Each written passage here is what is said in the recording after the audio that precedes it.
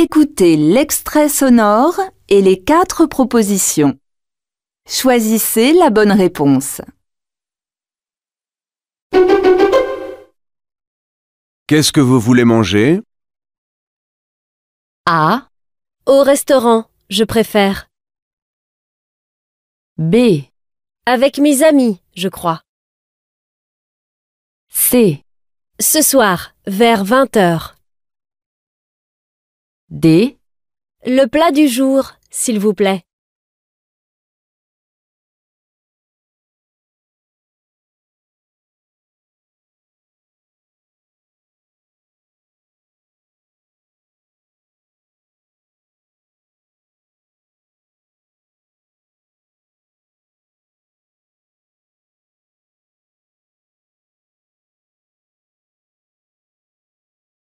Écoutez l'extrait sonore et les 4 propositions. Choisissez la bonne réponse.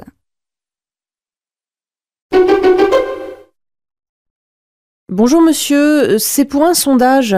Qu'est-ce que vous venez voir ce soir? A. Un aller-retour pour Marseille. B. Un café avec un verre d'eau. C. Un film sur la vie de Louis XIV. D. Une promenade en bord de mer.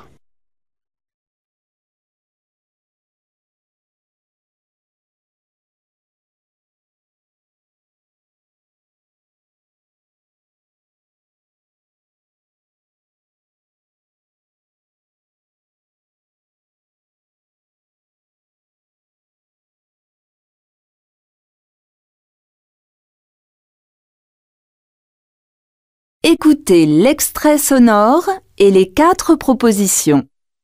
Choisissez la bonne réponse.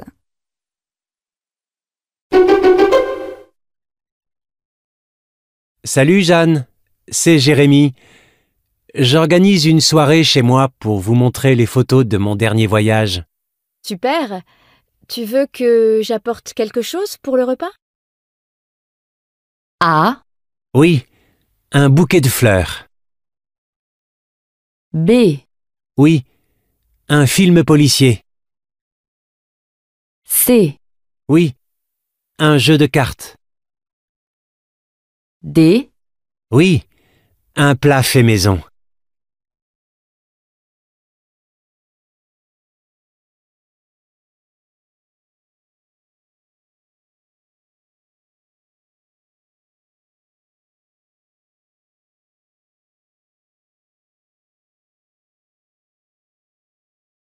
Écoutez l'extrait sonore et les 4 propositions.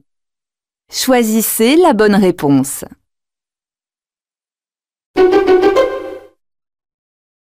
La réunion commence dans 5 minutes. Pourquoi est-ce que vous n'êtes pas prêt? A. Parce que j'ai fini depuis longtemps. B. Parce que j'ai rendez-vous dans un instant. C. Parce que je cherche encore un dossier. D. Parce que je suis disponible maintenant.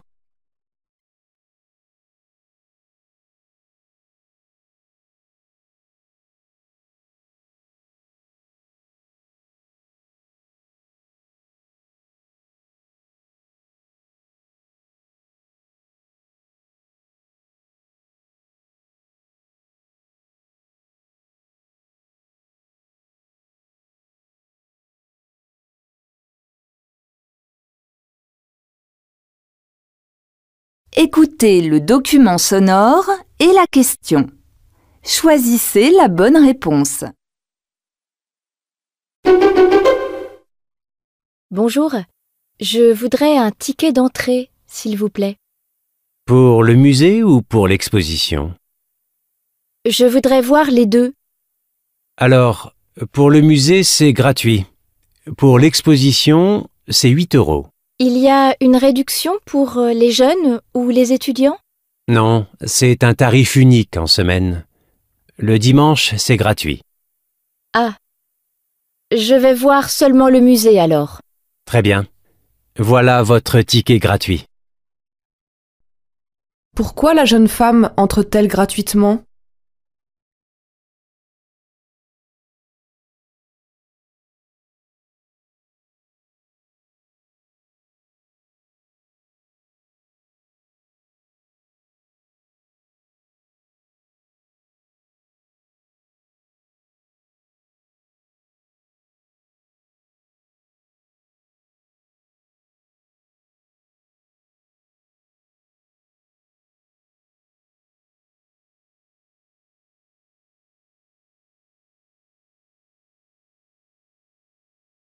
Écoutez le document sonore et la question. Choisissez la bonne réponse. Sophie, pourriez-vous réaliser un petit sondage dans le service? Je voudrais savoir quel jour de la semaine prochaine nous pouvons nous voir avec les collègues pour discuter de la nouvelle rubrique Voyage du magazine. J'aimerais que nous en parlions tous ensemble rapidement. Que veut faire cette personne?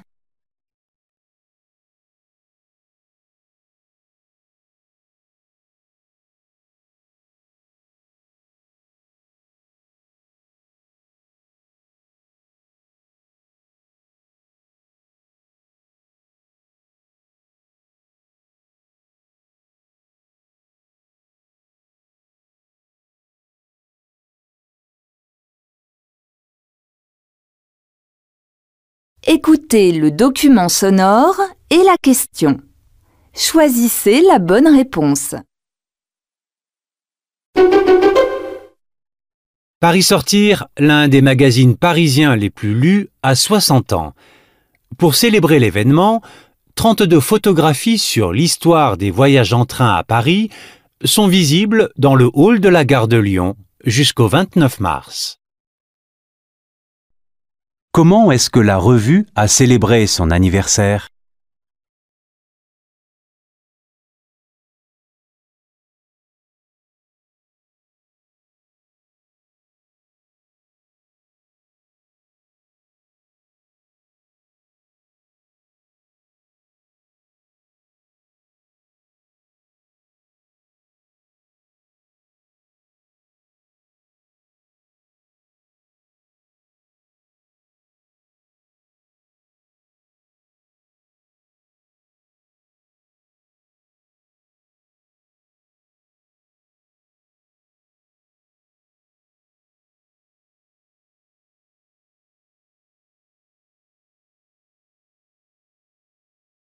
Écoutez le document sonore et la question.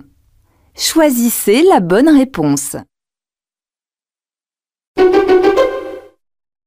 Quel est votre premier souvenir de théâtre? J'ai 10 ans et mon père joue Une saison au Congo de Césaire. Je suis enthousiasmée par tout ce qui se passe derrière la scène avant le début du spectacle. J'adore voir les acteurs s'habiller et se maquiller, entendre le public s'installer dans la salle. Qu'est-ce que cette personne a aimé lorsqu'elle est allée au théâtre pour la première fois?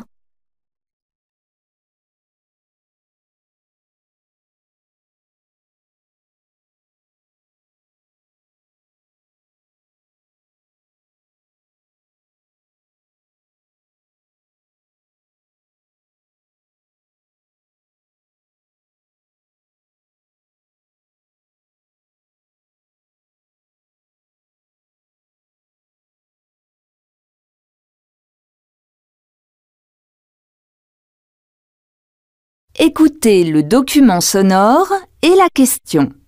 Choisissez la bonne réponse. Moi, quand j'étais étudiant en design, je me suis fait une réflexion en me disant mais je dois dessiner des objets, concevoir des choses pour des êtres humains. Donc il faut que je commence par comprendre ces êtres humains-là. Il ne faut pas que je les considère juste comme des groupes de consommateurs, des enfants, des adolescents, des adultes, des seniors, mais que j'essaie de savoir qui ils sont vraiment. Comment ils voient, comment ils entendent, comment ils pensent, comment ils croient. Que veut faire cette personne?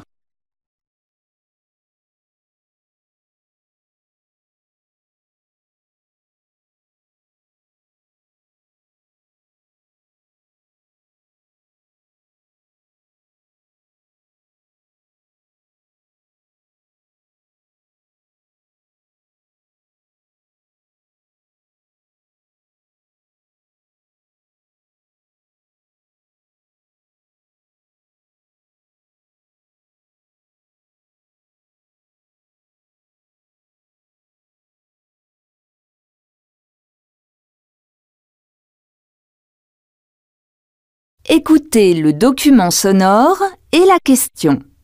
Choisissez la bonne réponse. Ce qui fait que je me sens passionné par les dictionnaires, c'est que c'est vraiment le trait d'union entre les générations, le trait d'union entre les gens de tout niveau culturel, parce que tout le monde consulte le dictionnaire pour une orthographe, pour un mot qu'on ne comprend pas.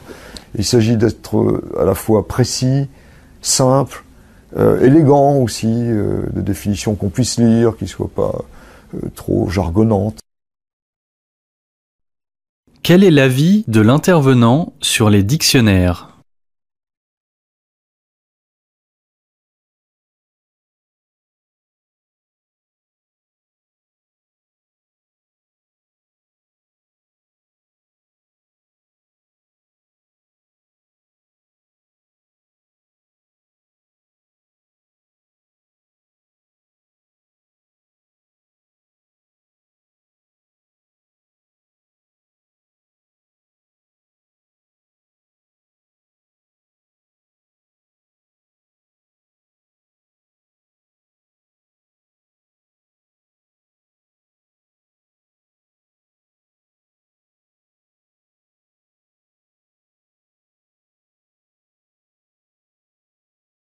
Écoutez le document sonore et la question. Choisissez la bonne réponse. L'avantage, moi, je le situerai pas là, je le situerai dans le fait que moi, je suis née dans une cuisine. Je suis la 4e génération d'une famille de cuisiniers. J'ai grandi dans les jupons de mes grands-parents et de mon papa qui était chef. Et là, ça, c'est un vrai avantage. En tous les cas, le fait que je n'ai pas un parcours vraiment très traditionnel dans l'apprentissage du métier, fait que je suis quelqu'un de très intuitive. Et ça, c'est peut-être un avantage, parce que c'est vrai que du coup, je laisse parler mon cœur avant de laisser parler ma tête, avant de laisser parler la technique. Et ça, c'est peut-être intéressant dans mon approche. Comment travaille cette personne ?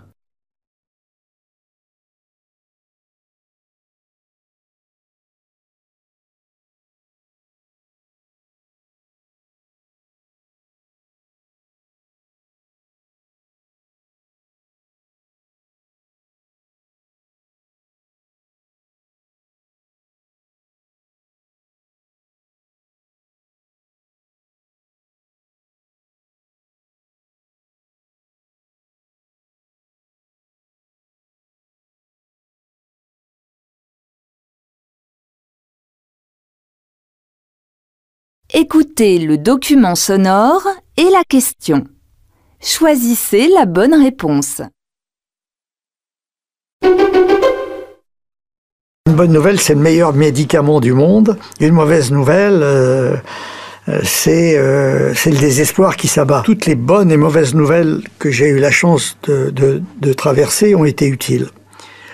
Je mesure aujourd'hui à quel point les échecs sont importants et à quel point les échecs m'ont fait faire plus de progrès que mes succès. Je veux dire que la plus grande université du monde, c'est la souffrance, c'est la sueur, c'est la difficulté. Tout est compliqué avant d'être simple.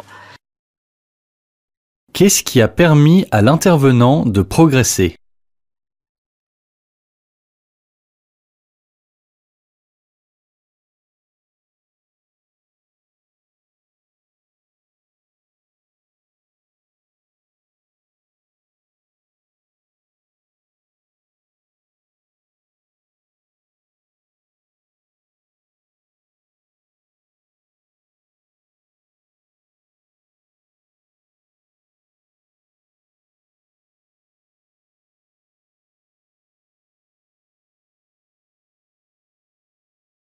Écoutez le document sonore et la question.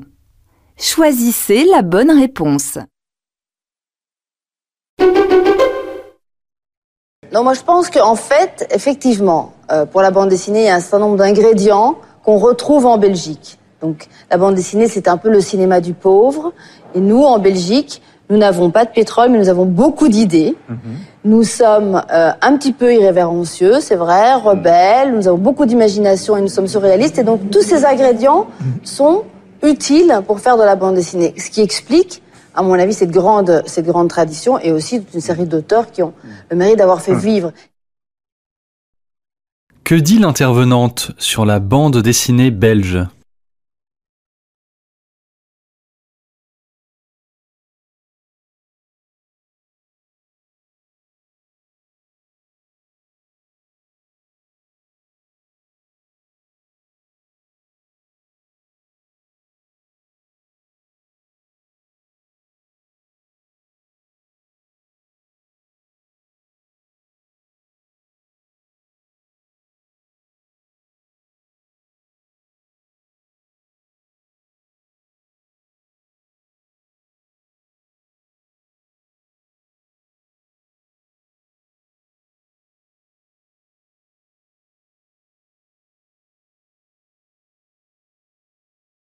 Écoutez le document sonore et la question.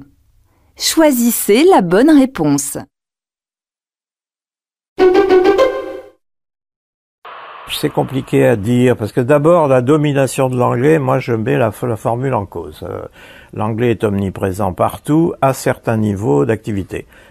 Par contre, quand il s'agit de l'usage spontané par les masses, c'est-à-dire la majorité de la population de la Terre, d'une langue bien maîtrisée, l'anglais est pas du tout dominant. On peut se promener en Chine, et ça m'est arrivé pendant des journées entières, sans rencontrer une seule personne qui parle anglais. C'est une chose, on croit qu'on parle anglais partout, c'est pas vrai. On parle anglais partout dans les banques. Quelle est l'attitude de cet intervenant à propos de la langue anglaise ?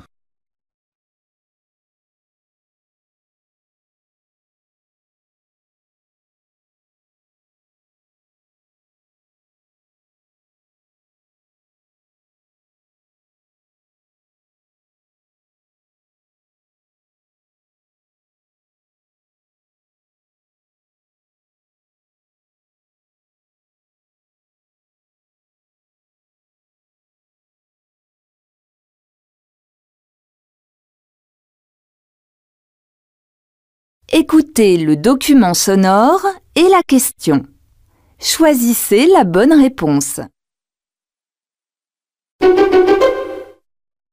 Et une des choses importantes, et qu'on s'est rendu compte depuis quelques années, c'est que le monde extérieur n'est pas comme un film, n'est pas quelque chose d'extérieur à nous, mais au contraire, c'est quelque chose que notre cerveau vit d'une façon presque hallucinée. Les images du monde extérieur s'incarnent en nous. J'entendais tout à l'heure que l'adolescent était comme autiste au monde. Pas du tout. L'adolescent, au contraire, est hypersensible au monde. Et du coup, il est obligé de compartimenter, de faire des cases, de ranger des choses, de faire des priorités. Le rôle des parents, finalement, c'est peut-être d'ouvrir des portes et de permettre à l'adolescent de se construire, de continuer à se construire. Que mentionne ce chercheur à propos du cerveau des adolescents ?